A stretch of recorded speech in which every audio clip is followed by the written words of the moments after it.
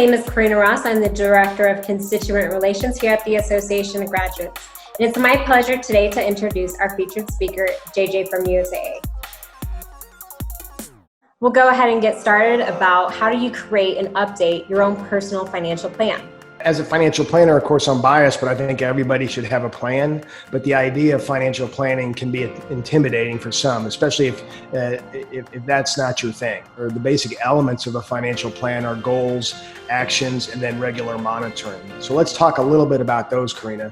As far as goals, that's pretty self-evident. Everybody has heard of goals, right? And hopefully you have goals. But I think you've probably heard about SMART goals at some point in life. And I think there are two elements there that are really critical when it comes to financial goals. And that's the S for specific and the T for time bound. So when you talk about a specific goal, to me, that just means attaching a dollar amount to that goal. So if I'm going to have a vacation next year and go to Europe, let's say, when we're in a better spot than we are today. But if I'm going to have that vacation next year, I don't want to just say, hey, I want to save for a vacation. I want to save $3,000 for a vacation to Europe. So I've been very specific about the dollar amount there. And that's the same whether you're talking about paying off debt or saving for retirement or whatever other goals you have. And then the time-bound thing is just to by when. So you're going to hold yourself accountable by making a specific time, whether it's the time of that goal or the time when you're going to pay down debt. Be very specific. So those two elements of goals are critical and really are going to help ensure success. The next element is, I think, really at the hub or the key to success, and that's actions.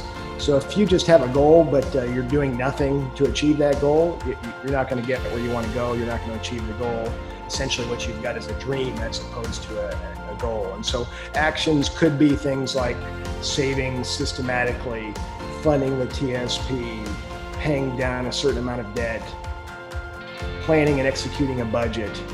But actions then are just, again, what you're going to do to bring that goal, make that goal a reality. And then finally, regular monitoring. As we know in the military, best laid plans at first contact, they just go away and you have to flex and respond. And that's the same thing with your finances. Certainly finances aren't war, but at the same time, your personal situation, your finances, your goals, they're all going to change over time. And so periodically monitoring your plan, making sure it still makes sense and making adjustments, whether it's how much you save or what you need to do, or just frankly, the change of your goals is a critical part of planning. So financial planning can, and at some point it probably will be that 100-page document, but for most of us, if you just boil it down to specific goals, actions, and regular monitoring, you'll be well ahead of your peers in terms of building a financial plan that's going to get you to where you want to go.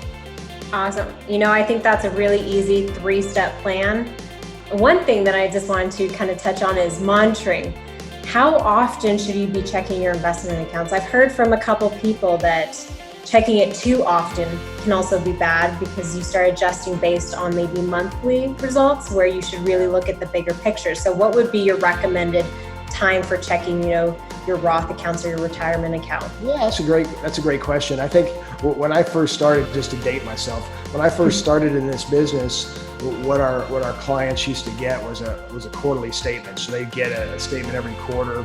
Today, obviously, you can look at your accounts on an hourly basis, and I think there's probably some middle ground between quarterly or annual and looking at them every moment, because the risk, I think, when you look at your accounts too often is that you kind of get caught up in the news cycle.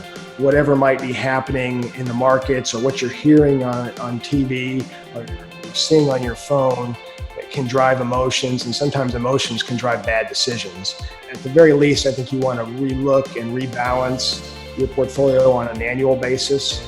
But again, I think the big thing is not to get too caught up in overdoing it, because you'll always hear from your next door neighbor or from your buddy what a great call they made. They got out of the market right when it's going down or right before it went down. But you won't hear all the other stories about when that kind of action really led to bad results.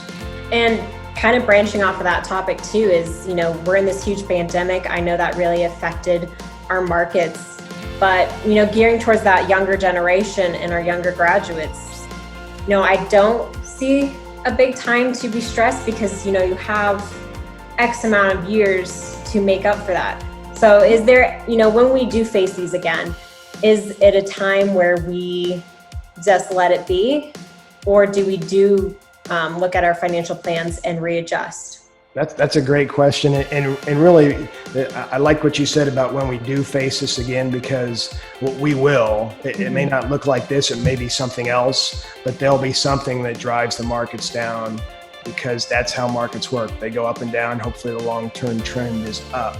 So to me, the key answer to that is really to align your investment or your savings with the time frame when you're doing it for. So to your point, if you've got 30, 40 years until retirement, what's happening in the markets day to day, month to month, frankly, even year to year, is really not that big a concern.